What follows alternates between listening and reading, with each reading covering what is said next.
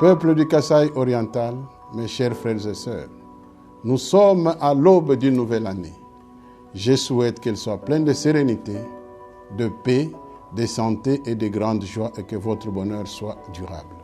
C'est une occasion pour nous d'oublier tout ce qui n'a pas été bon pour nous et pour tous nos proches. Le regard doit être tourné vers un avenir beaucoup plus radieux. Peuple du Kasaï oriental, mes chers frères et sœurs, au soir de l'année 2024, je tiens d'abord à vous remercier très vivement pour l'amour et même l'abnégation que vous n'avez jamais cessé de manifester sur toutes les questions qui touchent au développement de notre chère province. Nous tournons vers l'avenir avec espoir et détermination. Cette année 2025 est une véritable année de renouveau, de la reconstruction, de réalisation de nos fortes ambitions. Que cette année nouvelle soit le commencement d'un chapitre vibrant et porteur d'espoir pour notre province.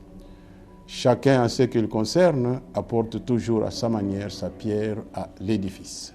Certes, l'année 2024 n'a pas été toujours rose pour nous tous. Des moments difficiles ont été traversés, mais nous les avons surmontés. Pendant que cette année qui s'achève, nous avons connu des moments douloureux, notamment le décès tragique d'une dizaine de creuseurs dans la mine artisanale de diamants, dans les ravins Chimbui, dans la commune de La Kanchi, et la perte en vie humaine des élèves du collège Saint-Léon lors d'une excursion le 30 novembre 2024 à Tchala. À toutes les familles endeuillées, je présente mes condoléances les plus sincères. Je vous prie de garder tous une mémoire pieuse pour ces compatriotes qui nous ont quittés trop tôt. Je voudrais adresser mes vives félicitations aux femmes et hommes en uniforme et aux services de sécurité pour avoir travaillé nuit et jour afin d'assurer la sécurité des personnes et de leurs biens en 2024.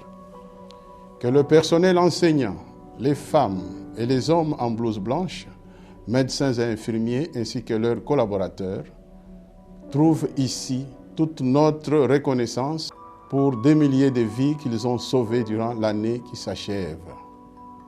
Permettez-moi, mes chers frères et sœurs, de féliciter aussi et de jeter des fleurs à vous tous et surtout aux braves femmes kassaïennes qui se lèvent tôt et participent au développement de notre province et subviennent aussi aux différents besoins de leur ménage.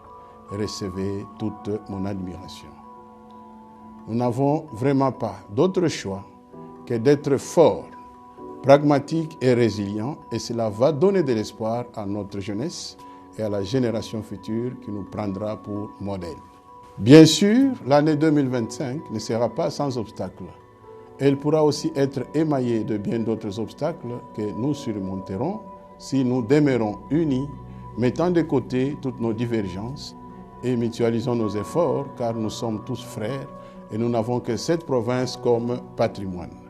Nous continuerons à travailler sans relâche sur les priorités qui sont les nôtres dans un même élan.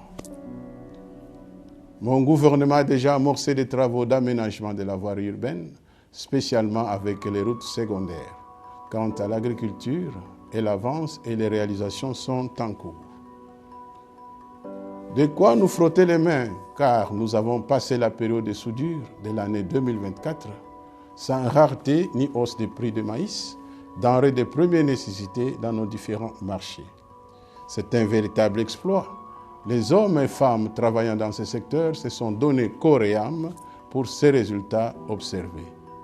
Vous avez redonné du sourire à tout un peuple longtemps meurtri. Par ailleurs, et pratiquement en fin de cette année, nous avons élaboré un budget de l'exercice 2025 et qui a été adopté le 30 décembre par nos honorables élus provinciaux. Ce budget témoigne de nos ambitions et de notre détermination à bâtir un avenir meilleur pour notre province. Je tiens à saluer votre engagement indéfectible lors de la marche en faveur du changement de la constitution de notre pays et du soutien aux actions du président de la République, chef de l'État, son Excellence Félix Antoine Tshisekedi Tshilombo. Votre dévouement illustre la force de notre démocratie et notre volonté collective d'avancer vers un Congo plus beau qu'avant. Cette autre année qui frappe à notre porte vient avec ses lendemains meilleurs. Puisse la joie de vivre illuminer chacun de nos pas et que la réussite et l'amour nous accompagnent tout au long de cette année nouvelle. Il ne nous reste, ma famille et moi, qu'à souhaiter à chacun de vous et à toutes vos familles une bonne et heureuse année 2025 avec mes vœux de bonheur, de prospérité et de santé. Et que Dieu vous bénisse tous.